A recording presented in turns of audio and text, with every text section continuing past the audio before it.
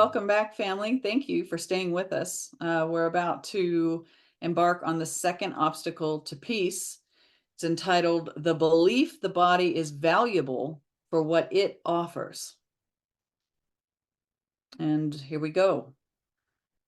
I am made welcome in the state of grace, which means you have at last forgiven me. For I became the symbol of your sin, and so I had to die instead of you. To the ego, sin means death, and so atonement is achieved through murder. Salvation is looked upon as a way by which the Son of God was killed instead of you. Wow. Yet would I offer you my body, you whom I love, knowing its littleness? Or would I teach that bodies cannot keep us apart? Mine was of no greater value than yours, no better means for the communication of salvation, but not its source. No one can die for anyone, and death does not atone for sin. But you can live to show it is not real. Wow. Powerful stuff.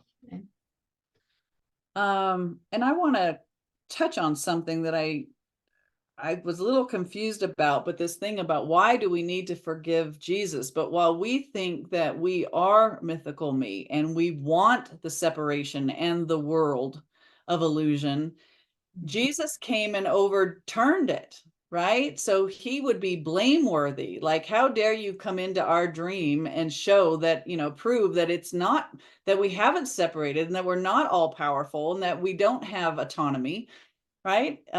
He would be blameworthy. And of course, the world did make him blameworthy and tried to kill him for the audacity of shining the light in a world given unto darkness. Yeah, and I think the big thing I got from that, thank you for bringing that up, sis, is that because Jesus taught, his singular message consistently was that the Son of God, which is us, is entirely innocent. Yeah. And is there is no sin. That's what he taught. So we're innocent. There never was any sin. There never could be any sin. And so he was the living embodiment of that incorruptible innocence of the holy self while he was in the dream in a body. And that's why he was killed. That's it. Or right. attempted to. Which ties in with what you've said. Yes. Is that the mythical me cannot stomach the idea that everyone is entirely guiltless. It just cannot stomach. And it can't stomach the final, or one of the final obstacles when we go through this process is to see ourselves as entirely innocent. Right. Because if our brothers were all innocent, then we couldn't project the guilt and we would have to know our own innocence. We need our brothers as guilty to hold the guilt that's in our mind from the belief that we've separated. So don't take away my witnesses, right? Yeah. Oh gosh. Yes. And it will turn. It wants the Christ that's buried in the awareness in each of us dead. That's the ego's goal for everyone. Death before the mind awakens to our innocence. Yeah. Okay. Oh, where am I? Okay. So you can live to show it or death is not real. The body does appear to be the symbol of sin. And think of the word sin as separation. The body does appear to be the symbol of sin, while you believe that it can get you what you want. While you believe that it can give you pleasure, you will also believe that it can bring you pain. To think you could be satisfied and happy with so little is to hurt yourself. And to limit the happiness that you would have calls upon pain to fill your meager store and make your life complete. This is completion as the ego sees it. For guilt creeps in where happiness has been removed and substitutes for it. Boy. Mm. So the body's pleasure is counterbalanced by the thought of limitation, and so its opposite is pain. And so pain and pleasure is the ego's belief that that its life is complete. The life of the body is complete in its pleasure and its counterbalance of pain. Right, because pleasure and pain serve one purpose. Yeah. That is to prove to us the body is real. Yeah, right there. That's it. Just one purpose. Thanks, sis. And I think there's a lot of confusion still, and it should be maybe fleshed out now, that the pleasure and the good that is sought and so-called obtained for the body's betterment Yep. is the same as pain. And so behind all of that, though, people go, what, you know, you're not supposed to be happy? No, you're actually allowed to be joyful, which is your natural state as Christ. When mythical me is completely forgiven and you turn to the Holy Spirit within your mind, your thoughts will be the thoughts of God and joy will be your natural state.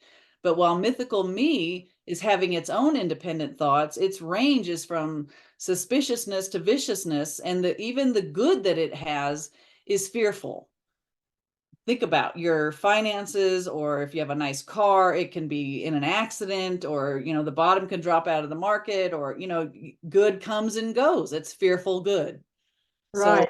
That's it, sis. Very good. Because with love, and I mean, I had to learn this with the special relationships I used to have, is that you know, the love we think we have for others, even for our children, you know, sounds blasphemous, is that if we're concerned at all about the other person or the children or whatever, then that is not love but fear. Okay, so special relationship love it arises from fear. It's not really love. right. It's disguised as love, but it's really fear. Yeah. So we don't know We don't know what what real, that's real so true. love is or real pleasure. And the other thing is that while we believe we're a body, and I don't know if you said this already, while we believe we are a body, and we will also place upon our body the expectation that it will give us our salvation fully, because we don't know another self. We don't remember our holy self, Right. and the limitless expansiveness and Yes. the eternalness of it all. And so therefore we're going to say things like, well, you're only here for a short time, so make the best of it, which means, yeah, okay, and make a bucket list. Oh, yeah, yeah. Okay, because we expect physical death.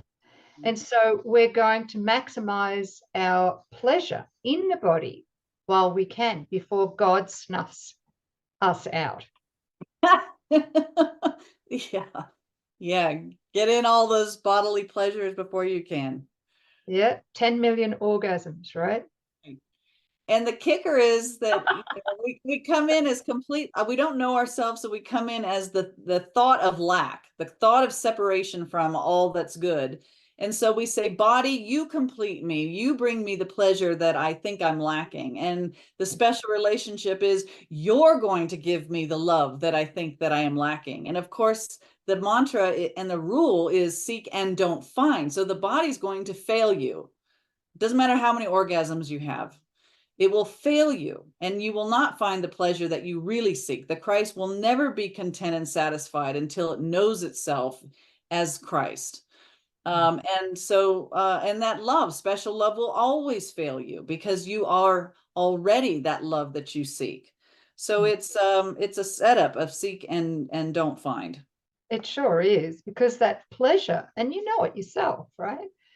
when you look at pre-course days, look at just how much we pursued pleasure here in the dream, thinking it's our salvation, not realizing that every time we sought pleasure apart from Holy Spirit, we were seeking our death. Yeah. Okay, we're seeking guilt.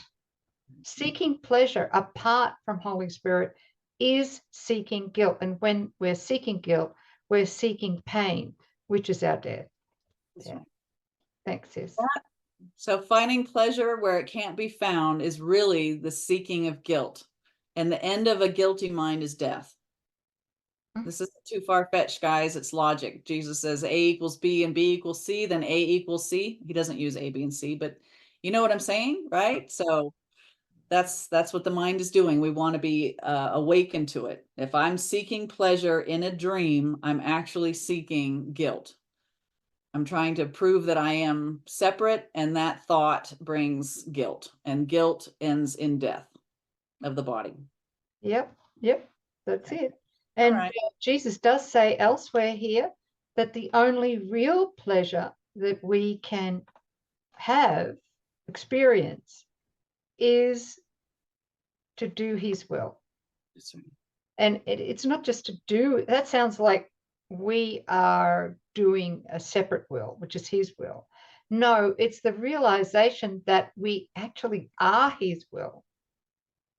We are his will. We can rest into that. That's the peace of God right there. And that will, when we rest in that will, superficial pleasures don't even come in, because, you know, we're serving the sonship. And yeah, there's nothing greater than that. That is our ultimate pleasure, right? Because we're transcending self-interest, the mythical me self-interest. So the joy that we experience in sharing and extending and joining is that joy that is our natural, our inheritance, our natural state. So anything less, once we feel that, you don't go back and pick up trinkets that can never produce the pleasure, right? Real pleasure is knowing ourselves as the Father's will. Yeah, real pleasure is transcends a private mind, right? With a body. It completely transcends it. Real pleasure is in union, true union of minds and hearts. That's where real pleasure comes from. Because, I mean, that is the essence of creation right there. Yeah. Wow. Okay. So your happiness comes from transcending selfish interests as a private body mind and knowing yourself and joining beyond bodies. Another plug for the holy relationship. Okay, so he goes on here.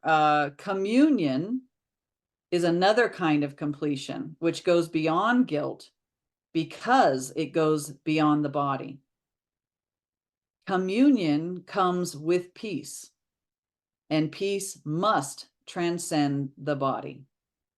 We said that peace must first surmount the obstacle of your desire to get rid of it. Where the attraction of guilt holds sway, peace is not wanted. So I would say where the attraction of bodies still holds sway, we do not want peace. This private pleasure. That's right. Yeah. Right. Good. Yeah. Private pleasure or private pain.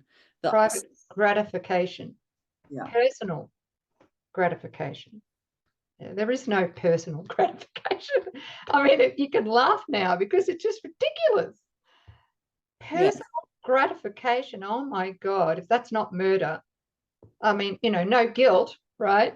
But if you think every human is seeking personal gratification at the expense of their brothers and sisters, wow. Right. Okay. Yeah. I'm going to take from you and have pleasure for myself. There is the bodies, separation, differences, judgment, attack, guilt, and death. That's it. That's it. And that's what we do every time we bargain with someone. Right. Right? Who's bargaining? Who's trying to take? All true solutions give liberally to everyone. There is no loss in God. Thank you. All right. Where the attraction of guilt holds sway, peace is not wanted. The second obstacle that peace must flow across, and closely related to the first, is the belief that the body is valuable for what it offers. For here is the attraction of guilt made manifest in the body and seen in it. This is the value that you think peace would rob you of. The guilt. Oh no, keep peace away. Okay, this is what you believe that peace would dispossess, leaving you homeless. And it is this for which you would deny a home to peace. This sacrifice you feel to be too great to make, too much to ask of you. Is it a sacrifice or a release? What has the body really given you that justifies your strange belief that in it lies salvation? Do you not see that this is the belief in death? Here is the focus of the perception of atonement as murder. Here is the source of the idea that love is fear.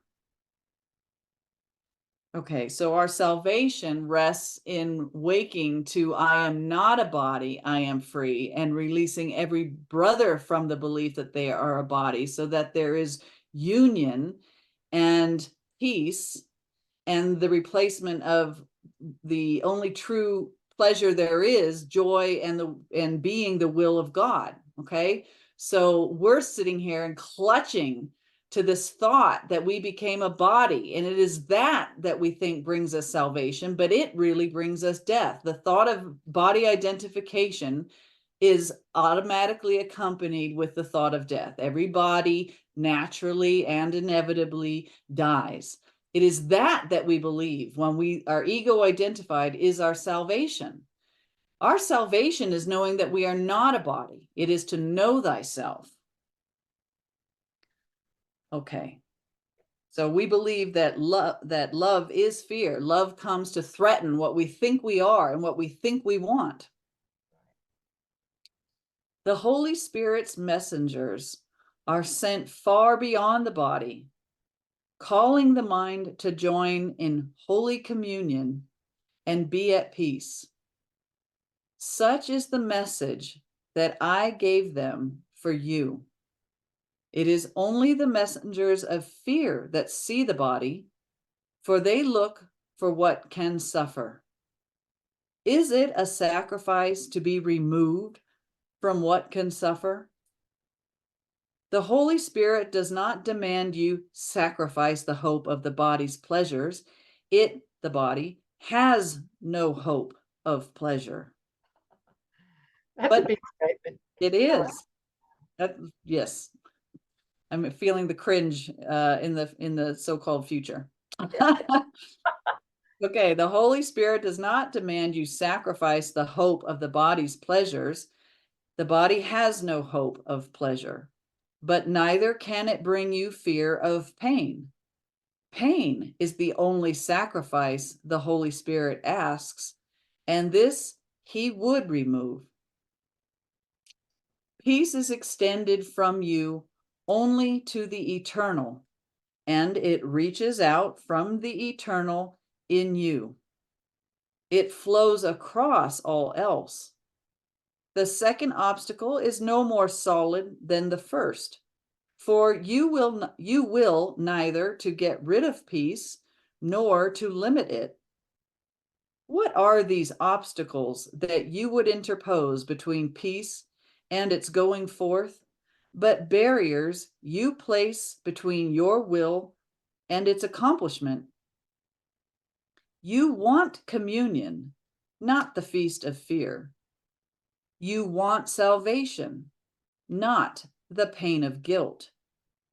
And you want your Father, not a little mound of clay, to be your home. in your holy relationship is your Father's Son. He has not lost communion with him, nor with himself. When you agreed to join each other, you acknowledge this is so. This has no cost, but it has release from cost. You have paid very dearly for your illusions, and nothing you have paid for brought you peace. Are you not glad that heaven cannot be sacrificed and sacrifice cannot be asked of you? There is no obstacle that you can place before our union. For in your holy relationship, I am there already. How beautiful. That's it. Yep. We will surmount all obstacles together, for we stand within the gates and not outside. Boy. A holy relationship that has allowed peace to be its home. That's standing beyond the gates. Yep. That's recreating the conditions of heaven here in the dream and allowing that heaven to flow out from the home of your relationship.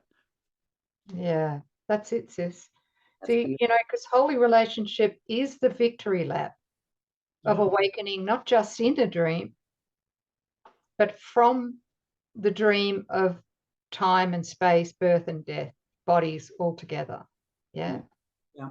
So it's the victory lap. It's the means by which heaven is known Here. within. Yeah. Yeah. Oh, beautiful. Oh my goodness. From within. How easily the gates are open from within to let peace through, to bless the tired world. Can it be difficult for us to walk past barriers together when you have joined the limitless? The end of guilt is in your hands to give. Would you stop now to look for guilt in each other? Let me be to you the symbol of the end of guilt, and look upon each other as you would look on me. Woo. Forgive me for all the sins you think the Son of God committed. And in the light of your forgiveness, he will remember who he is and forget what never was. That's all of our brothers. Mm. The light of the holy relationships give forgiveness. All others will remember who they are and forget what never was. That's the way I read that. Is that right? Yep, I believe so. I ask for your forgiveness, for if you are guilty, so must I be. And if I surmounted guilt and overcame the world, you were with me. Would you see in me the symbol of guilt or of the end of guilt, remembering that what I signify to you, you see within yourself? From your holy relationship, truth proclaims the truth, Christ proclaims the Christ, and love looks on itself. Salvation flows from deep within the home you offered to my Father and to me. And we are there together in the quiet communion in which the Father and the Son are joined. O come ye faithful to the holy union of the Father and Son in you. And keep you not apart from what is offered you in gratitude for giving peace its home in heaven. Send forth to all the world the joyous message of the end of guilt, and all the world will answer. Think of your happiness, as everyone offers you witness of the end of sin and shows you that its power is gone forever. Where can guilt be when the belief in sin is gone? And where is death when its great advocate is heard no more? Forgive me your illusions and release me from punishment for what I have not done. So will you learn the freedom that I taught by teaching freedom to each other and so releasing me. I am within your holy relationship.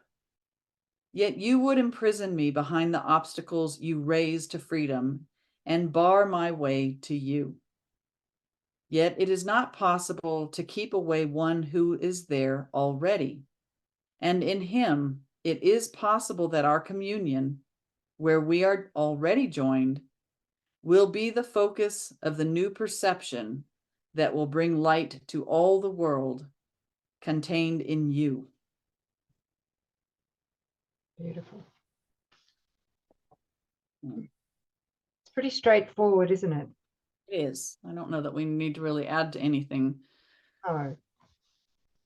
So the next section here, what I don't know, you've got the CE there and I've got the sparkly, is pleasure and pain. Is that right? I've got the attraction of pain. Okay. Yeah, good. Okay. All right, you guys. And yeah. Your little part is but to give the Holy Spirit the whole idea of sacrifice and to accept the peace he gave instead without the limits that would hold its extension back and so would limit your awareness of it. For what he gives must be extended if you would have its limitless power and use it for the Son of God's release. It is not this you would be rid of, and having it, you cannot limit it. If peace is homeless, so are you, and so am I. And he who is our home is homeless with us. Is this your will?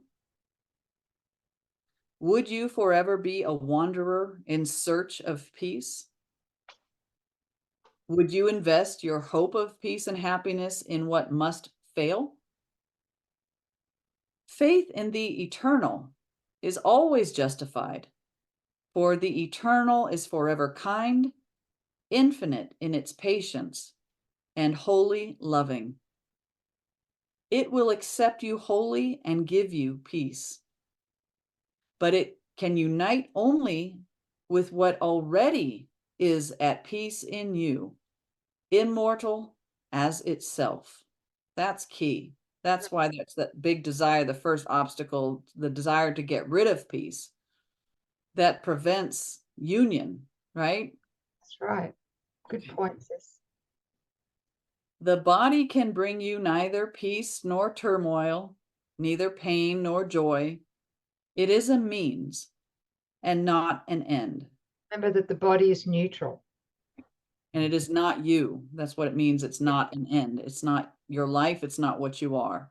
Not your goal. Yep. And yet every thought, if you monitored your thoughts for an hour, every thought, basically every thought we have is to do with the body. If it's not our body, it's someone else's body or their emotional body, which is Yeah, we're worshiping it by giving all of our thoughts about it, seeking its pleasure and defending it. Yeah.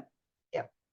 Okay, so this body, it is a means and not an end. It has no purpose of itself, but only what is given it to do. The body will seem to be whatever is the means for reaching the goal that you assign to it. Only the mind can set a purpose, and only mind can see the means for its accomplishment and justify its use. Peace and guilt are both conditions of the mind to be attained. And these conditions are the home of the emotion that called them forth, and therefore is compatible with them. But think you which it is that is compatible with you. Here is your choice, and it is free, but all that lies in it will come with it, And what you think you are can never be apart from it. So that goes back to that. We're answering the question who we say we are, how we identify, and the rest comes with it. The body is going to be a means for the mind. And if it's the mind is identifying as the ego, well, the body is for projection and attack and becomes sick and dies. But if we're identifying as the Holy Spirit, the body is neutral. It's simply a means, a learning device in which we teach peace. We allow union beyond it for a time, right? It's got a function that it fulfills and it's laid aside, not through aging, sickness, and death. Okay. Yep. Thank you for explaining that. Yeah. So with that choice, everything else comes with it. The body is the great seeming betrayer of faith. In the body, in it, lie disillusionment and the seeds of faithlessness, but only if you asked of the body what it cannot give. Can your mistake be reasonable grounds for your depression and disillusionment and for retaliative attack on what you think has failed you? Use not your error as the justification for your faithlessness. You have not sinned, but you have been mistaken in what is faithful. And the correction of your mistake will give you grounds for faith. Okay. So while we believe that we're a body and we believe that we're lacking and we think that the body's going to give us the pleasure that we think that we're lacking, of course, the body can't do that. And so it fails. And then the ego turns on the body that it was using for its betterment. And it begins to attack it for the audacity that the body would fail to deliver the adoration and the love and the completion that the body was assigned for, right? So it's a setup. It's seek and don't find. And then we lose faith, right? Oh, everything's going to shit. But if we would turn to the Holy Spirit and allow that to govern, the results will restore our faith in what is faithful. We're going to remember, I am not the body, I am the Christ, and the Holy Spirit is the voice for the Christ. And look at the seeds of beauty and peace and grace that are planted when we turn to what we truly are, right? Yeah. Yep. So we were mistaken about what is faithful. It's not the ego. And the correction, which is the Holy Spirit of our mistakes, will, Body. Yes. What did you just say then? Sorry. I said, but the correction, which is the Holy Spirit of our mistake, will give us grounds for faith. Yeah. Did I screw up? Did the ego come in? Ah. Sabotage what I said? I don't know what I said. I don't know. I don't know. Maybe it's my hearing, which is not perfect. Okay. It is impossible to seek for pleasure through the body and not find pain. Can you say that one again? It is impossible to seek for pleasure through the body and not find pain. Wow. It gets rid of so many teachings about how we can reach God through sexuality or the sexual act. True. Okay, but not true. Yep. Let's keep reading. It is essential that this relationship be understood, for it is one the ego sees as proof of sin. It is not really punitive at all. It is but the inevitable result of equating yourself with the body, which is the invitation to pain. There's the basis for it. For it invites fear to enter and become your purpose. The attraction of guilt must enter with it. And whatever fear directs the body to do is therefore painful. It will share the pain of all illusions, and the illusion of pleasure will be the same as pain. Is not this inevitable? Under fear's orders, the body will pursue guilt, serving its master, whose attraction to guilt maintains the whole illusion of his existence. This, then, is the attraction to pain. Pain is guilt. Guilt is pain. Right. And I would say guilt and pain and the body are one. If you think that you are a body, you are attracted to guilt, and the guilt results in pain.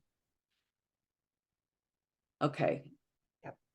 Ruled by this perception, the body becomes the servant of pain, seeking it dutifully and obeying the idea that pain is pleasure.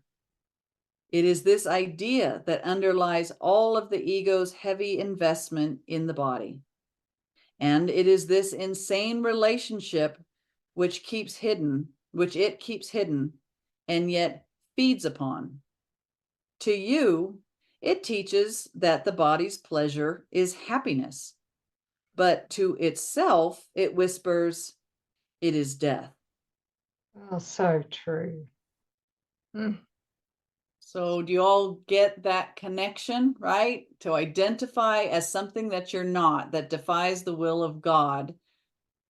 The mind that identifies as a body produces guilt in the mind.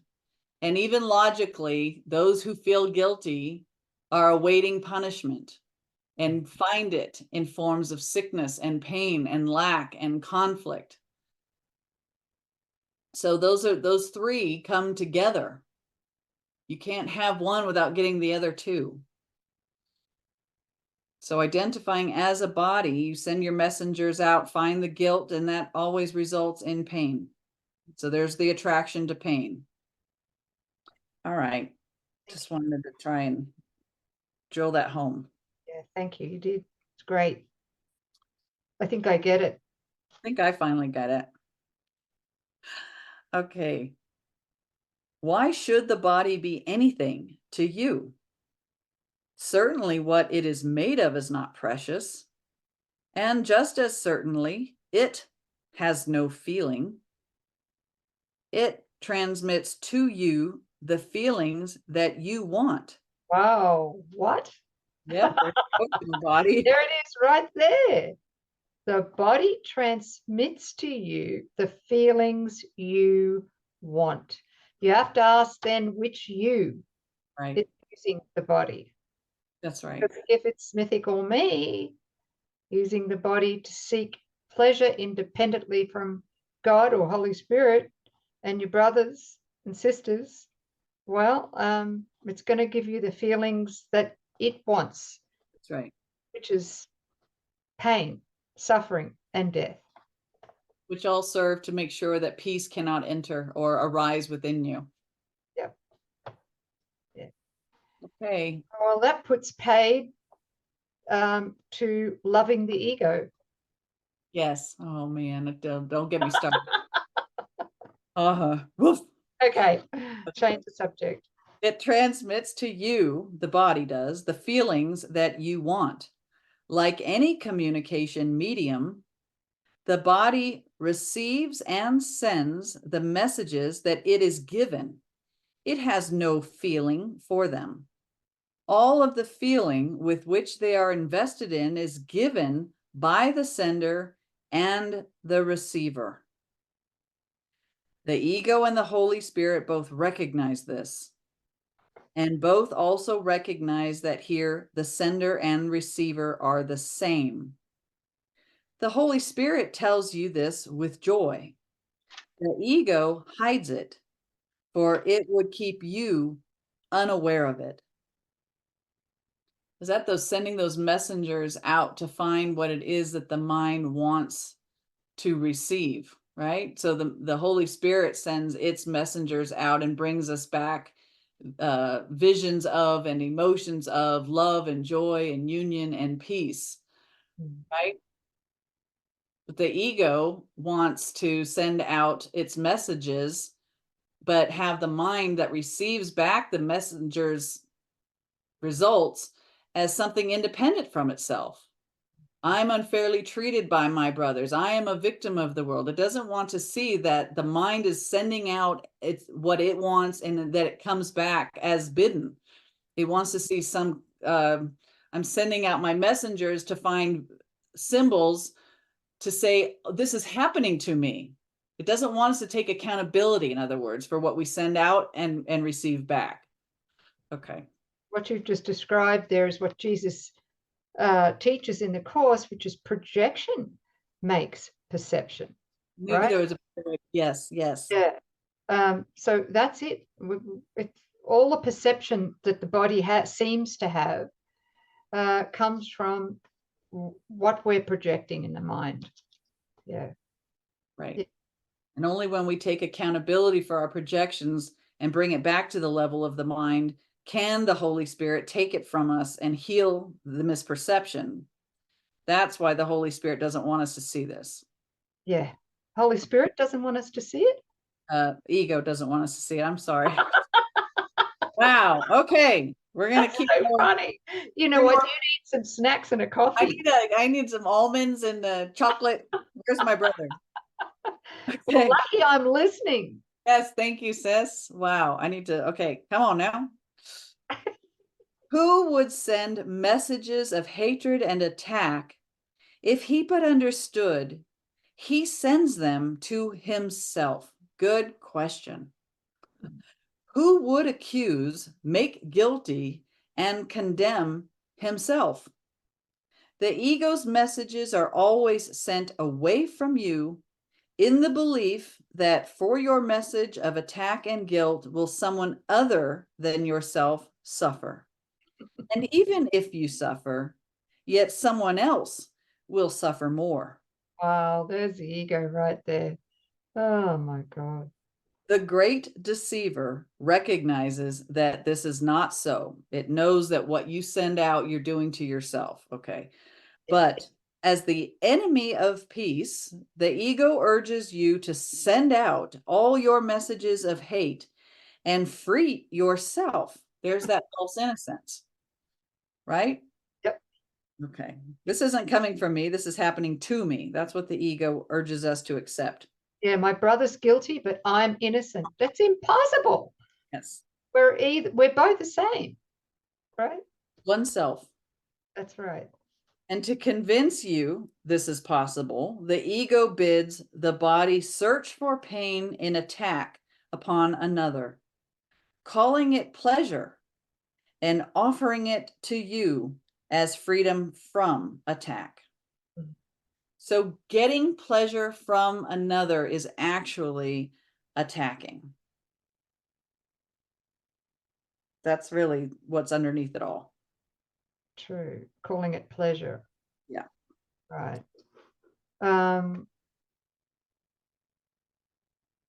Yeah. Fear not its madness, and believe not the impossible is true. Forget not that the ego has dedicated the body to the goal of sin, separation, and places in it all its faith that this can be accomplished. Its sad disciples chant the body's praise continually in solemn celebration of the ego's rule. Not one but must believe that yielding to the attraction of guilt is the escape from pain. Not one but must regard the body as himself, without which he would die, and yet within which is his death equally inevitable. Oh wow, that's insanity right there. That's the ego. Mythical me, body identified identity, right? You can feel that state of hopelessness as soon as the mind becomes body identified, completely unaware of what its rights are and its state and its how it possesses or is the kingdom of heaven for all of this. Nothing. Yep. Okay. Oh, it is not given to the ego's disciples to realize that they have dedicated themselves to death. This has been offered them, but they have not accepted it. And what is offered must also be received to be truly given. For the Holy Spirit, too, is a communication medium, receiving from the Father and offering his messages unto the Son. Like to the ego, the Holy Spirit is both the sender and receiver.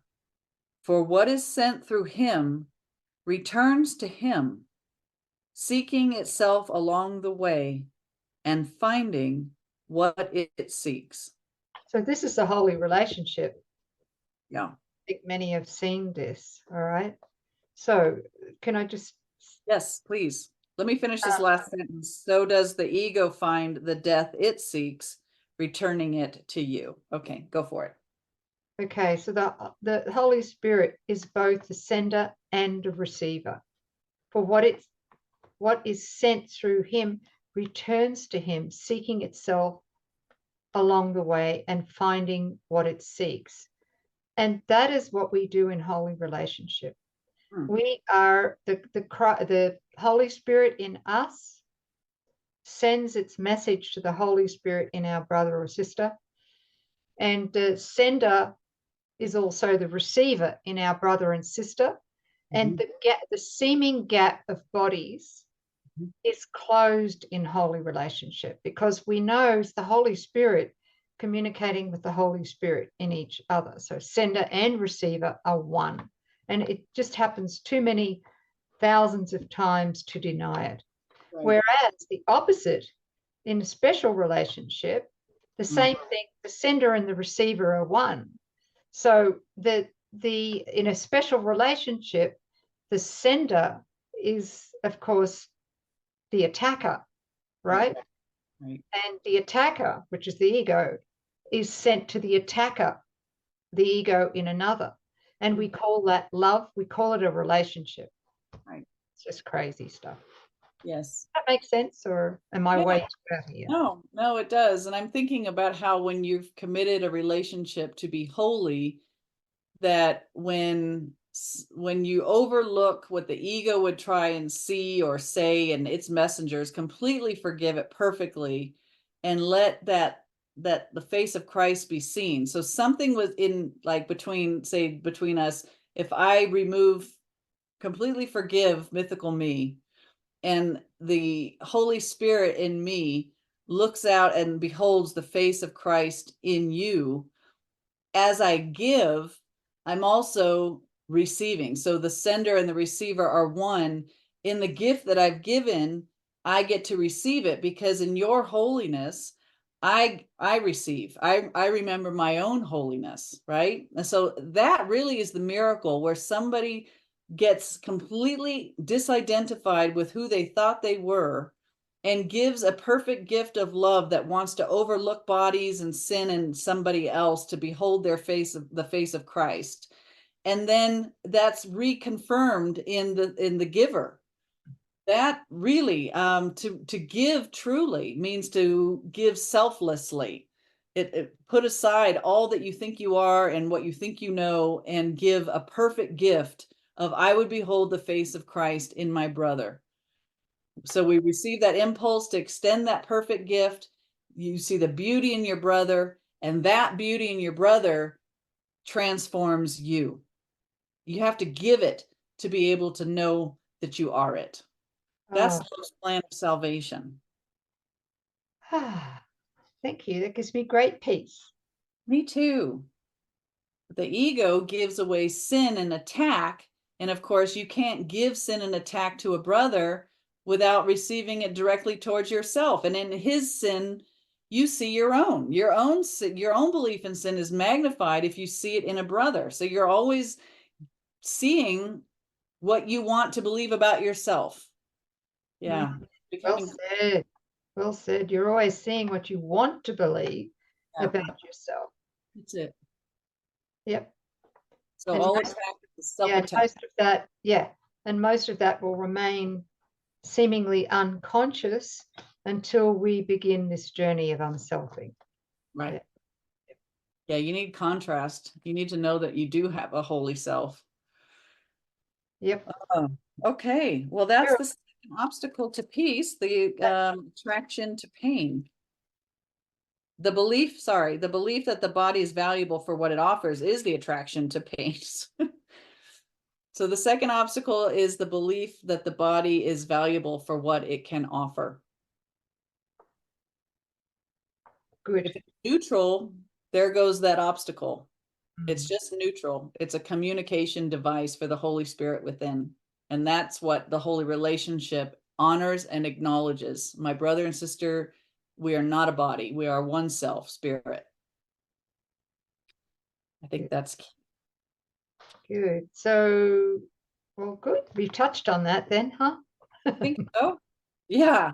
So we've done 1 and 2. And then we have the next video is going to be the 3rd obstacle to peace. Yes, the attraction of Oh, death. death. Yes. Yep. That's not very long, but it's a biggie. So we have a lot to say on that subject. All right. Do. And I just want to say something. I know we're midway basically in the obstacles to peace, but you know, I felt a nudge because some of our family here who are watching may not be part of our online academy. What? And it's possible, right? Because I know ideally this is for the Total Transformation course, the TTC, this video, but this video may go out to a wider audience of course students. And so if you as viewers have questions about holy relationship, genuine questions, and if the Holy Spirit is calling you in your heart to dive deeper into holy relationship, there is this book available, right? And it's a manual for holy relationship. It's the 2nd volume in the End of Death trilogy. And in that book, it answers a lot of questions as far as holy relationship and special relationship, because it goes in depth to special relationship as well. It answers a lot of questions, probably most questions in there. And there are a lot of practical examples as well. And the other thing too is that if you enroll in the academy, the Take Me to Truth Academy on our website, which is, the website is nouksanchez.com. We offer many courses for free or by donation. And there is one which is a self-study course you can do. And it is called, what's it called, sis? It's called the Journey, the Holy Relationship Journey. That's where we read through the manual together with lengthy discussions and unpacking it. That was great. Yes, you can sign up for that and have access to all of the replays for free. Good. Wonderful. All right. Well, we're going to click this off, and Sis and I are going to have a discussion about do we want to continue or not. And but we will come back with sessions 3 and 4, and we hope you'll stick around and join us for those as well. Thanks, everybody. Have a snack and some coffee and change my clothes. Okay. Bye, everyone. Thank you. Bye.